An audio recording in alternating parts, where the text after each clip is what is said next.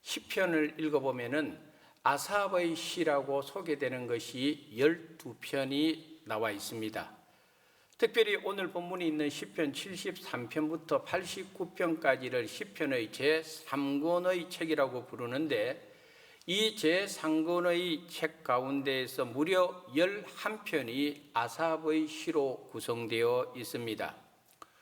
왕정시대에도 이 아삽은 왕들 사이에 잘 알려져 있는데, 특별히 히스기야 왕이 왕권을 받고 대대적인 성전 정화 운동을 일으킨 후에 하나님 앞에 제단을 쌓는 장면이 역대하 29장에 기록되어 있습니다. 이 시간에 역대하 29장 30절의 말씀을 읽어보도록 하겠습니다.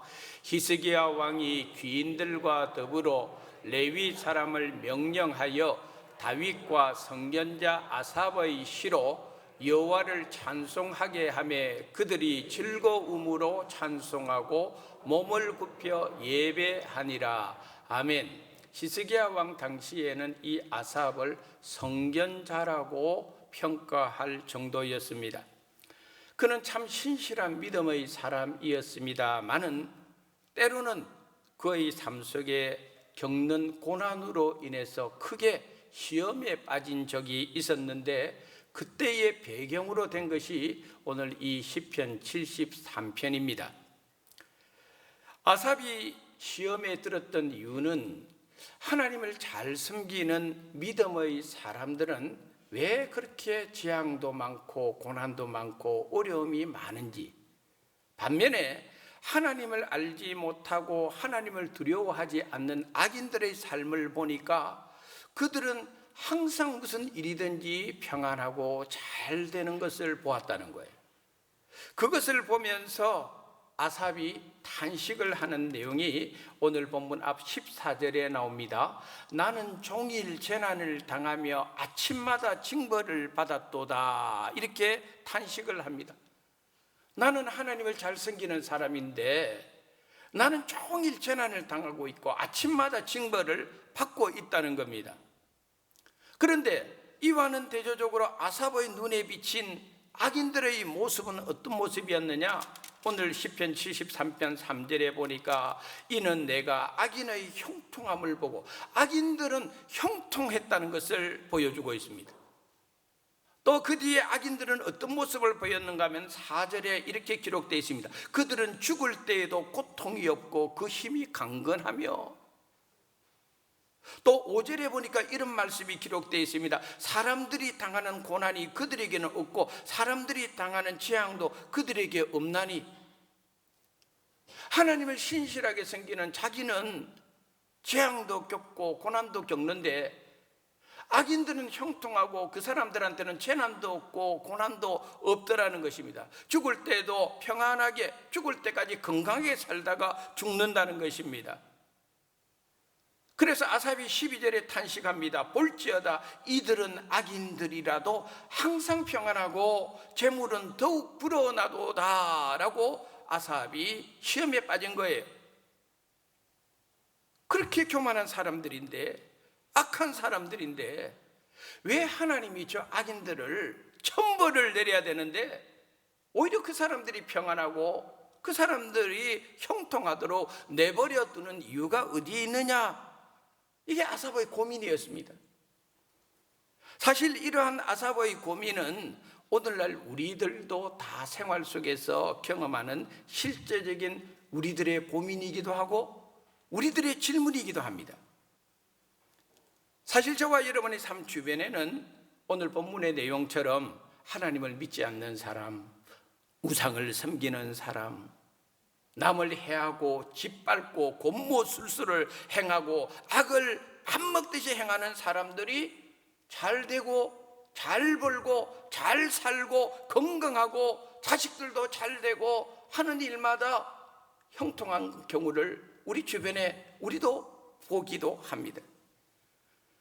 그런 일들을 경험할 때마다 우리도 아삽과 같은 마음이 드는 겁니다. 하나님은 과연 살아계시는가? 하나님에 대한 신적인 회의감이 듭니다. 내가 하나님을 믿고 있는데 내가 하나님을 향한 이 믿음이 진짜 맞나? 하나님이 계신다면은 왜 이런 불의한 일들이, 부조리한 상황들이 내 눈앞에서 이렇게 많이 벌어지지? 또 한 가지 고민이 듭니다. 그 사람들이 형통하고 평안하고 재물도 많이 모이고 하는 걸 보면서 무엇이 복일까? 정말 무엇이 진짜 복일까? 이 아삽의 고민을 통해서 오늘 본문의 말씀을 함께 나누면서 이 시간 은혜를 나누고자 하는 제목은 하나님께 가까이함이 내게 복이라. 바로 이 제목을 가지고 오늘 말씀을 나누고자 하는 것입니다. 우리 인간의 본성 중에는 사람마다 조금씩 차이는 있지만은 누구나 비교 의식을 가지고 살아갑니다. 예를 들어서 어떤 여자가 아주 전세를 거쳐서 힘들게 자기 집을 30평짜리를 마련하고 얼마나 기뻤는지 모릅니다. 야, 이제 나에게도 내 집이 생겼구나. 그런데 어느 날 길을 가다가 여고 동창생을 만났습니다. 서로 만나서 반가워하고, 그래서 그 여고 동창생 집에 초대를 받아서 갔는데 여고 동창생 집은 60평짜리예요. 넓은 집에 잘 꾸미고 삽니다. 30평짜리 집을 살면서 내가 만족했는데 동창생 집에 가니까 60평을 보고 나니까 그만 비교가 되기 시작하고 자신의 처지가 굉장히 초라해지기 시작했습니다. 여고 동창하고 이야기를 나누는데 동창 자식은 명문대학에 다 합격이 있는데 내 자식은 3년 재수 끝에 지방대학에 가고 있는, 괴롭습니다. 자식을 비교하니까 또 괴롭습니다.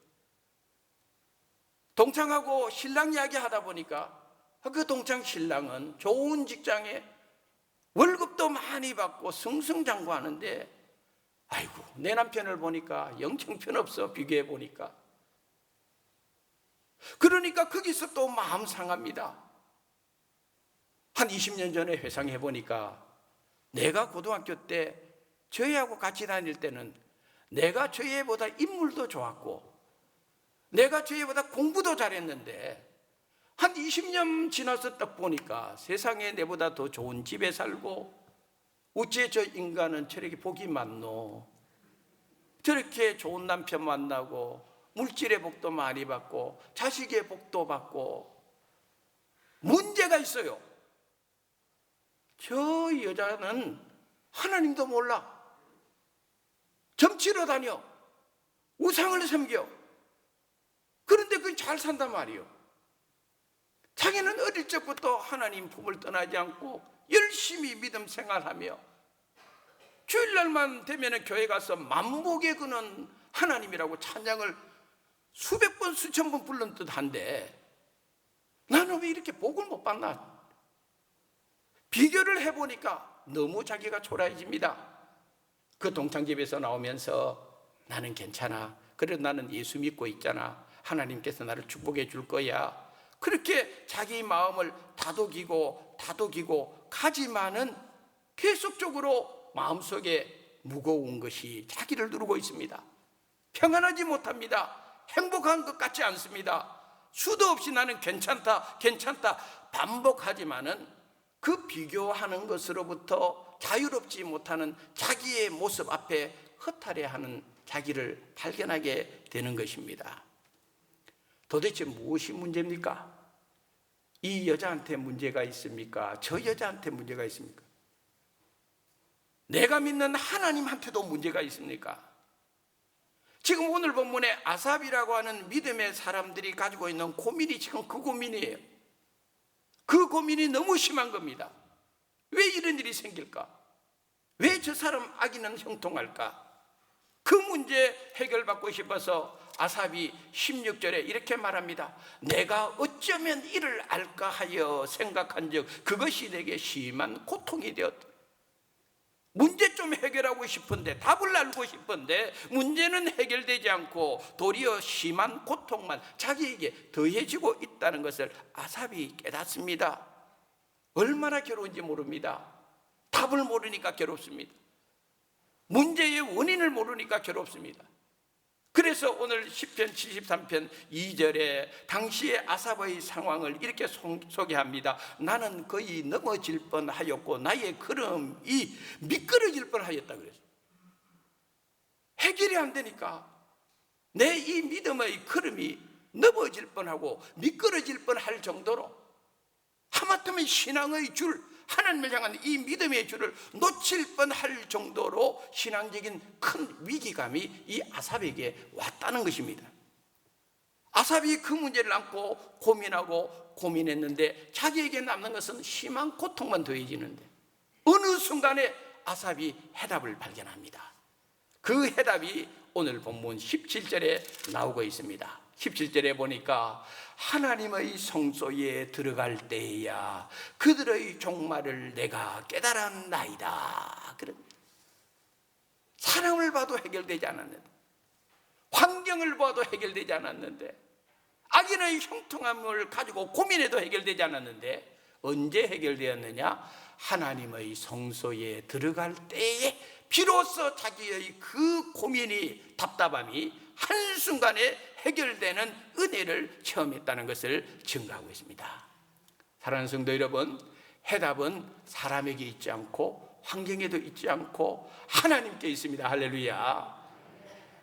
이 시편을 읽어보면은 다윗의 시라고 많이 나오지 않습니까?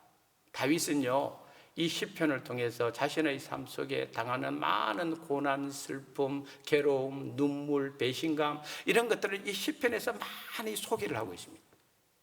그 중에서 이 다윗의 고난을 소개하는 부분이 한 군데 제가 이 시간에 설교를 듣기 위해서 소개합니다. 시편 62편 3절의 말씀 다 같이 읽어보겠습니다. 넘어지는 담과 흔들리는 울타리 같이 사람을 죽이려고 너희가 일제히 공격하기를 언제까지 하려느냐. 아멘. 우리가 잘 아는 다윗은 신실한 믿음의 사람인데, 그러나 자신의 지금 삶의 모습은 뭐냐? 방금 읽은 대로 자기는 넘어지는 담과 흔들리는 울타리와 같다는 거예요. 누군가가 툭 치면 그냥 넘어지는 담이 되어버리고 무너지는 울타리가 되어버리는 거예요. 그 정도로 다윗은 지금 불완전한 상태에 있습니다. 위태한 상태에 있습니다. 그런데 사람들이 계속 다윗을 공격을 한다 이 말이에요. 한두 사람이 공격하는 것이 아닙니다. 한두 번 공격하는 것도 아닙니다. 다윗이 탄식합니다. 너희가 일제히 공격하기를 언제까지 하려느냐? 지금 자기의 상황은 넘어지는 담과 흔들리는 울타리처럼 그렇게 불안한데도 불구하고 못 살게 굽니다. 자기를 하나님의 뜻대로 살려고 하는 자신의 상황을 무너뜨리려고 일제히 공격을 계속합니다. 해답이 어디 있습니까? 다윗이 선택한 해답이 있습니다. 우리 시편 62편 5절부터 7절까지 말씀 읽어보도록 하겠습니다. 나의 영혼아 잠잠히 하나님만 바라라. 물은 나의 소망이 그로부터 나오는도다. 오직 그만이 나의 반석이시요 나의 구원이시요 나의 요새이시니 내가 흔들리지 아니하리로다. 나의 구원과 영광이 하나님께 있으며 내 힘의 반석과 피난처도 하나님께 있도다. 아멘. 다윗이 선택한 것은 나의 영혼아 잠잠히 하나님만 바라보라. 왜? 하나님을 바라보니까 그게 해답이 있습니다. 자신의 삶이 넘어지는 담과 흔들리는 울타리 같은 불안전한 삶이고 소망이 없는 듯 했는데 잠잠히 하나님을 바라보니까 소망이 그에게로부터 온다는 것을 체험했습니다. 할렐루야. 그러고 나니까 다윗이 확신이 생깁니다. 아, 그렇구나. 비록 나는 넘어지는 담과 흔들리는 울타리처럼 불안전하지만은 하나님께 소망을 두니까 하나님이 나의 요새시고 하나님이 나의 반석이시고 하나님이 나의 피난처시고, 그래서 다윗이 고백합니다. 내가 흔들리지 아니하리로다. 해답이 하나님께 있으니까 거기에서 모든 소망도 오고 답답한 문제도 해결된다는 것을 다윗이 고백을 하는 거예요. 오늘 본문으로 다시 돌아가면은 17절에 이 아삽이 고백한 하나님의 성소에 들어갈 때에 비로소 깨달음이 왔다 그랬습니다. 성소는 뭡니까?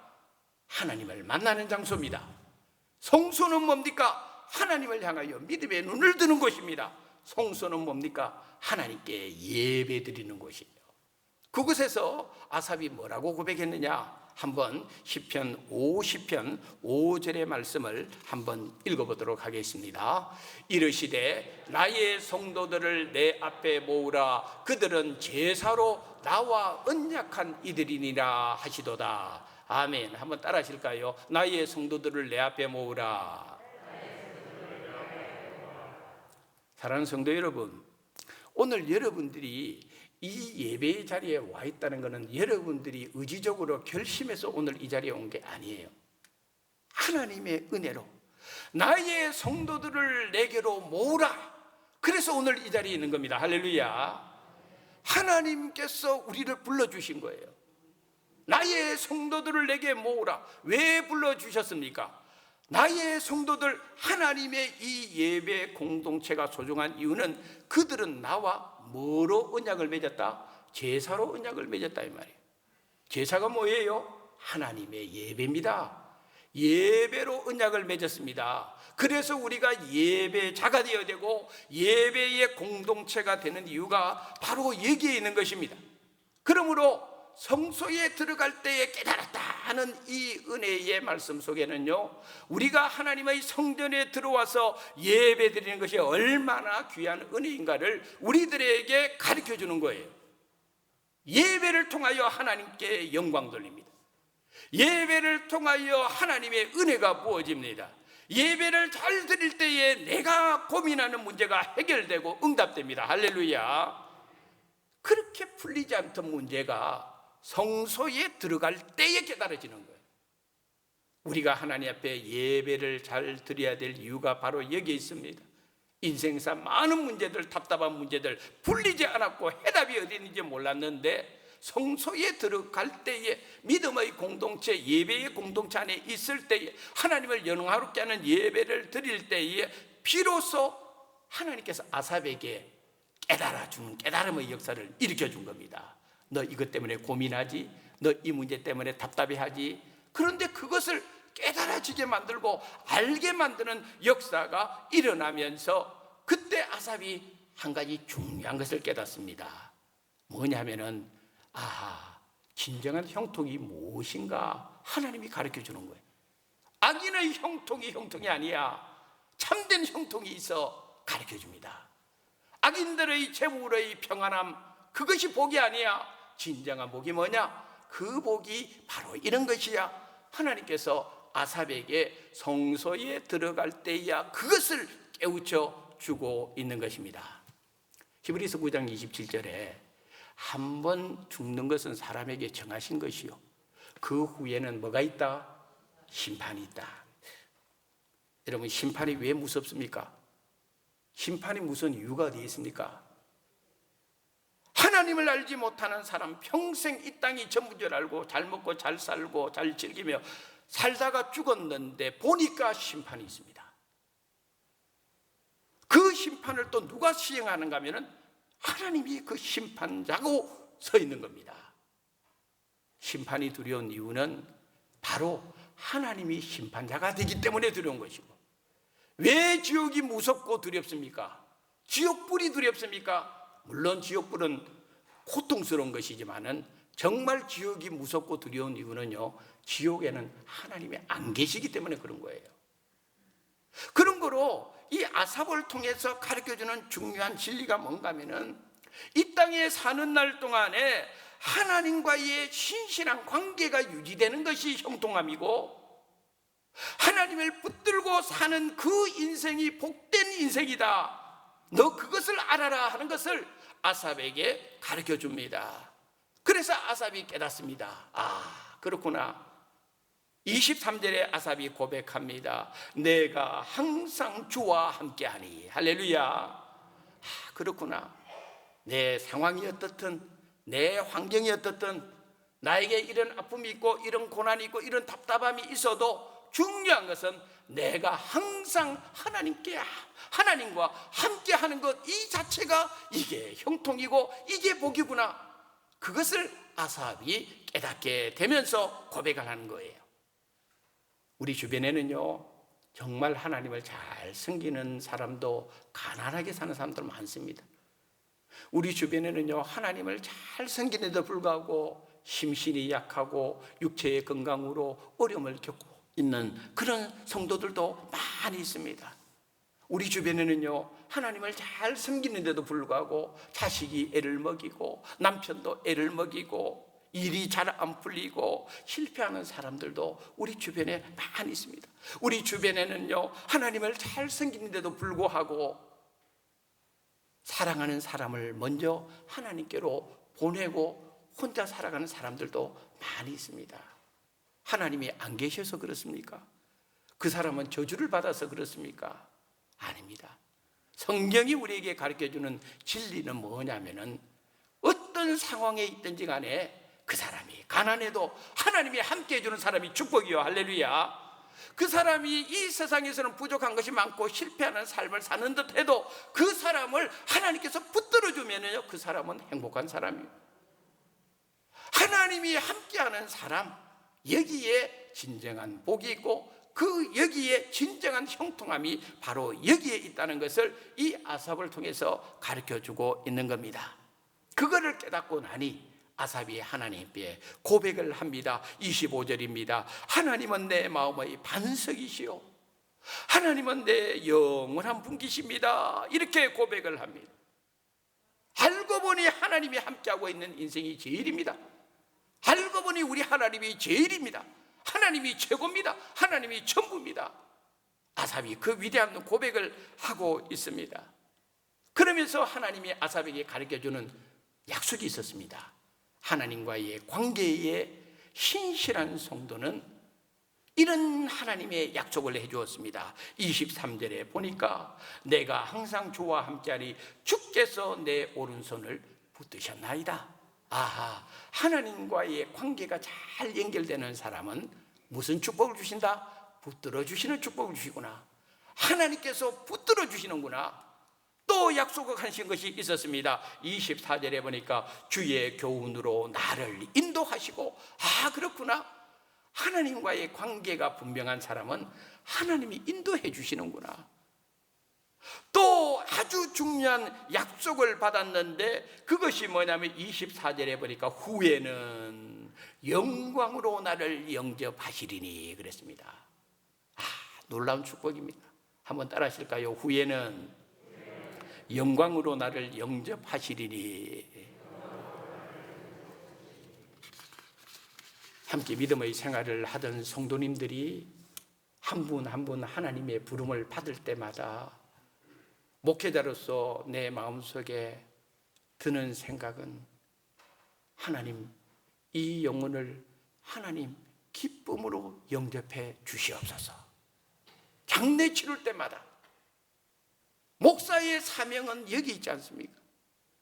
하나님 앞에 기도할 때마다 나는 어떨 때는요, 하나님, 내가 목회를 했는데 우리 교인들 가운데서 지옥으로 가면은, 그래서 하나님 앞에서 너 왜 그 성도를 지옥으로 보냈어? 라고 나를, 그 성도의 핏값을 나에게 찾으신다면은 하나님, 얼마나 이게 두려운 일입니까? 하나님, 제가 그런 책망받지 않게 해주십시오. 사랑하는 성도들, 좁은 문 좁은 길 생명의 길로 잘 인도해서 하나님 나라 생명책에 저의 이름도 우리 수원교회 성도들 이름도 다 기록되게 하여 주시옵소서.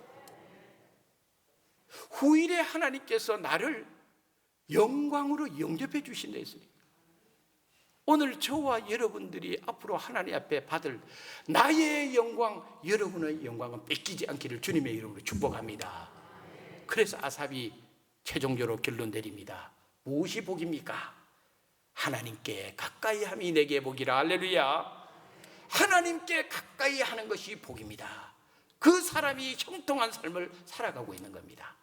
여러분, 이 말씀을 마음에 새기고 이번 한 주간도 여러분의 삶 속에 하나님께 가까이 하는 복 있는 인생으로 승리하기를 주님의 이름으로 축원합니다.